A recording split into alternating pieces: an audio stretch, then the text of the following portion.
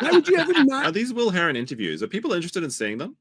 So they're just like these. It's like 40 minutes of interviews between Will and Aaron. They're kind of interesting. I'll watch them myself. There's a bit of funny shit where like Will kind of tricks Aaron into admitting that he knows what cum tastes like, sort of thing. But we might see it later. Maybe it's like an extended show goal or something. With a 10 pound says best part of Nick's crash out was discovering the meme Copium and Will Heron. I guess I see. The best part of it for you was discovering mine and his channels. He's like a big lolcow whale that dies, and its carcass is feeding all sorts of fun and crazy creatures in the deeps of the ocean. That's a very good way of explaining it. We're all just little lampreys and shit, feeding off this bloated corpse in the bottom of the ocean. I could see that. Talk about it. You just go online. You just talk around it. But like, and he unironically believed each thing at each time he says it, and just like Nick believes everything that he says. Like everybody says, the government's out to get him because of his radical liberal ideas. This is true. It's not something he does. It's not a choice. There's very little in the way of manipulation from him on that. I mean, he's an excellent manipulator, but on. So Nick just said that like Aaron will change the things that he says from one moment to the next, and he's like, "Well, Aaron's just a retard that doesn't know what he's doing, but he's also an excellent manipulator. He just doesn't know how he does it. It's just like he's like a manipulating empath. He's doing it subconsciously." What do you mean, Nick? Holy shit! This is just like pure projection. Like,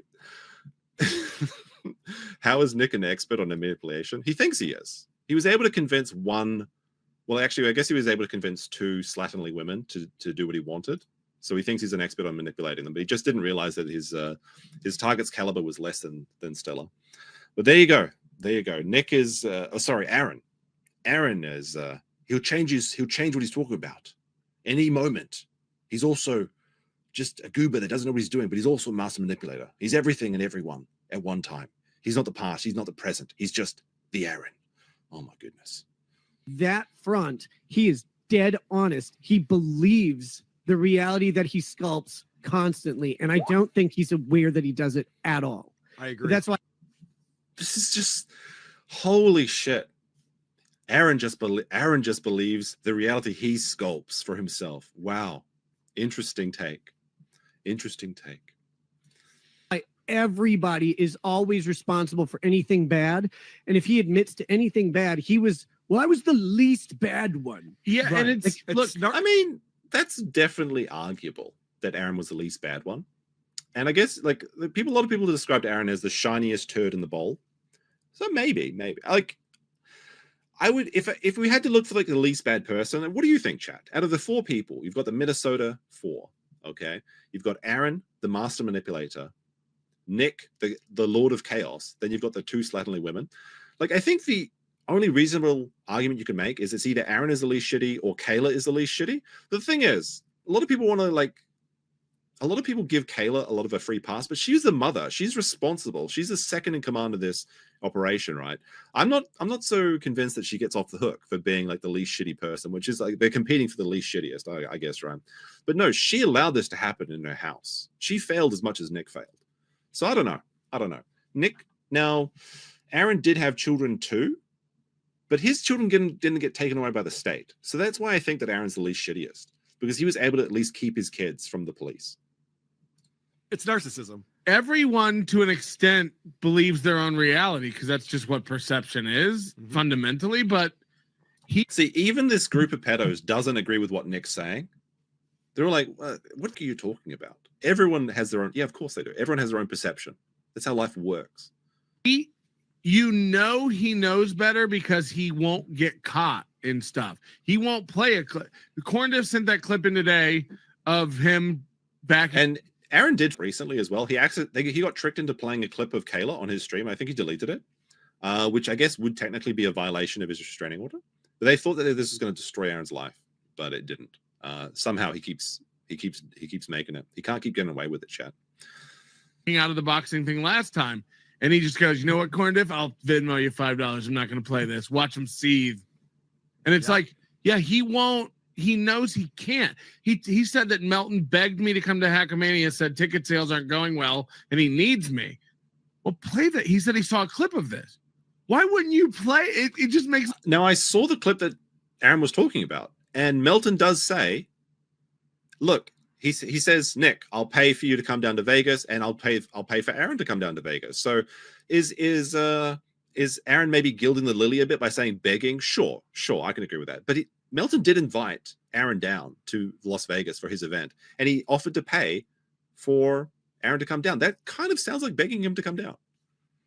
That's what it is. no Well, sense. I also wanted to ask you about that. Are you offended that Aaron is so deeply denying this? I mean, I don't think he liked your Again, change this is daily one of those basis. stories where it was his idea. I wasn't even there. I wasn't around. I wasn't in the room. I didn't know it happened until a couple days later. You check the footage. I get it. I love when he's like, he just was willing to believe anything April allegedly may have told me because he was so mad and he hates me so much. I'm like, bro, I heard about this right in the middle. I kind of like Tukey. Tukey's fun. So Tukey is the puppet, and as you can see here, he's got like a little headgear on. So he's got his boxing gear on, and he's got like a mouth guard that says "Cum Eater." Very funny, very funny. Tukey's better than this. I think Tukey needs to get out of this show. Like he's much funnier than the rest of these people. Middle of everything. Right. It's not like I heard about it yesterday. Yeah, I was because they're all still I getting gotta tell along, this right. story. To punctuate the point behind all of this, I have never been accused by the state of doing anything of the sort. Right. Ever. And I never will. And No, it's he was accused of child endangerment. one of the most frustrating parts of this is that I will never have an opportunity to defend that allegation. Okay, I just won't. All right. So before he goes into his explanation for everything, and we're going to do some bit of research on why he thinks that what he does. One thing that really perplexes me in this entire story is why Nick never got a second test. So the story as we understand it is the government took the kids, they did the drug test, one of the kids came back positive. There was never a test showing that they were clean. There's just one test showing that they were negative. And Nick has claimed that he didn't get the results of the discovery for this, which sounds strange. But he says that's what he claims, right? And then he talks about how the government says, like, he demanded a second test, and the government said, no, we're not interested in doing a second test. Why would he not get a second test done? And it's like, well, the kids were in foster care, but he neglects to say that the foster care was his grandparents. Why wouldn't they get it done? And it's like, well, it was already long past due. Like, these tests are effective for apparently 90 days. He had his kids taken away from him for 77 days. The fact that he doesn't have a clean bill of health, a clean test result to show the internet, or just to have for his own records, doesn't make any sense to me whatsoever. And I just can't believe he wouldn't get that done. It makes no sense. If anyone got an explanation for this, I'm very happy to hear their point of view. But basically, it sounds like the government decided not to go forward with these charges for whatever reason. And then Nick was just like, well, I can't be bothered getting another test. They're not going to take if they're not going forward with the charges, why should I bother doing this done? It's just so passive and strange to me. I don't know. Maybe someone else has a reasoning for this. But surely the grandparents could have got this test done as well. And surely they would want to get this done. And Nick will go in to talk about how ineffective these tests for detecting are. But then, surprise, surprise, he has 90 days worth of clean tests that never got even one time. So again, it's very strange. Like all of the tests that he took, 100% accurate. He never did any coke while he was doing tests, right? The one that he got for his kids, 1 in 5 chance of failing. Who can say? It's very perplexing to me, and I just don't understand it. Maybe there's a good reason. Maybe there isn't. Maybe it's just coke brain striking again. Who can say? With another £5 says people get triggered if you say Aaron is easily the best one because they think that best equals good. He can still be bad and be the best one. Yeah, that's exactly what's happening. I think is people just don't seem to understand that. And I'll never get to ask them, how do you think it happened? Now, I have on video officers who handled allegedly illegal substances with their gloves on mere minutes later touching her hair. So there is video. So this is Nick's cope. This is how the drug test came back positive, is that the cop was handling pain with their gloves. Sorry, excuse me. And then the cop patted the kid's head, and then the powder got inside the hair. Now, we know that the test tests for metabolites inside the hair, and the hair is washed. Now, drug test errors can occur. There can be cross-contamination and things. But Nick goes on to say that he read a study that shows that when it mixes with water, it can create these metabolites, and they can get mistakenly put inside the test somehow. And when do you see the source of where he did this research? It's a doozy, trust me. But this is how he understands it. It doesn't make sense to me because I'm pretty sure they wash the hair first and then they vaporize it, and it's the internal part of the hair. But this is Nick's explanation for what happened. No. I have that on video. That video is currently part of a case that should be wrapping up sometime around February. But I have that. What I know is that aside from that, there is no plausible way that occurred. It could. Okay. Actually, there is another plausible way that this could have occurred. You could have given your children cocaine, or they could have sampled some cocaine when you were watching. That is the most reasonable explanation, not some wild 1 in 1,000 coincidence there where the coke metabolizes on the skin with the sweat of the hair and then it gets stuck in like. There's actually a very reasonable explanation for this, and that's just you gave your kids coke. Now, I don't want to believe that actually what happened, but that's the only evidence that we have thus far, and you've presented no evidence to the contrary. Have been a lab sample error. Yep. Lab sample errors do happen. Absolutely. Lab techs make mistakes. Maybe they mix up a hair. Maybe it was like, that was my theory, is like, surely it's got to be April or Kayla's hair that they mixed up the sample sort of thing. That's what I thought initially.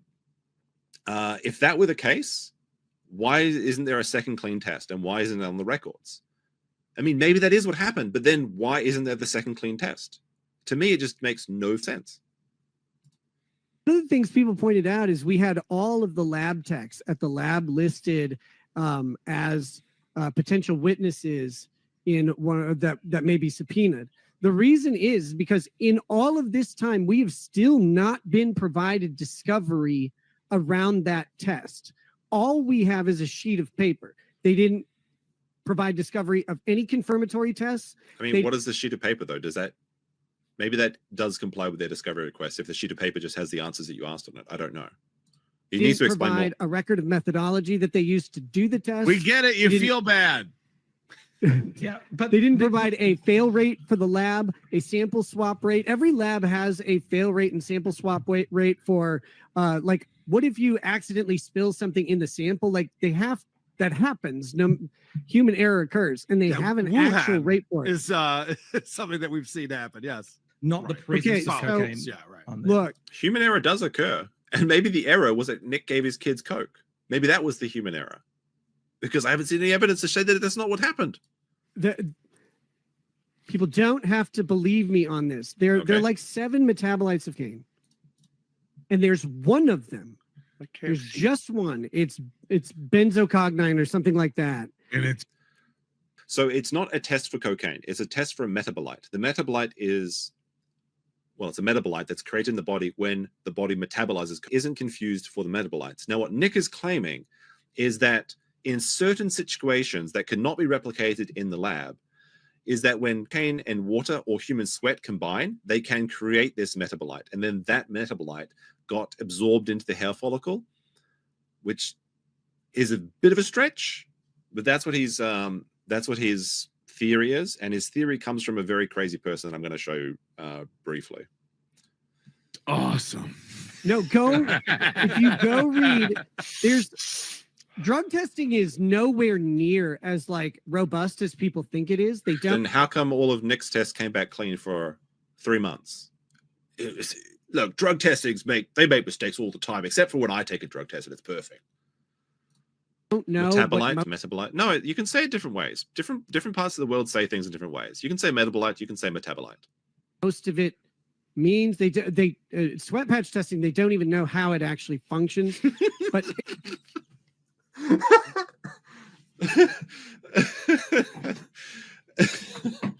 Hey, look, the test that the government had me on, nobody knows how it works. You just put it on a patch and it tells you if you're on drugs or not. It's witchcraft. There's no science here. What do you mean by that? They don't know how the test works.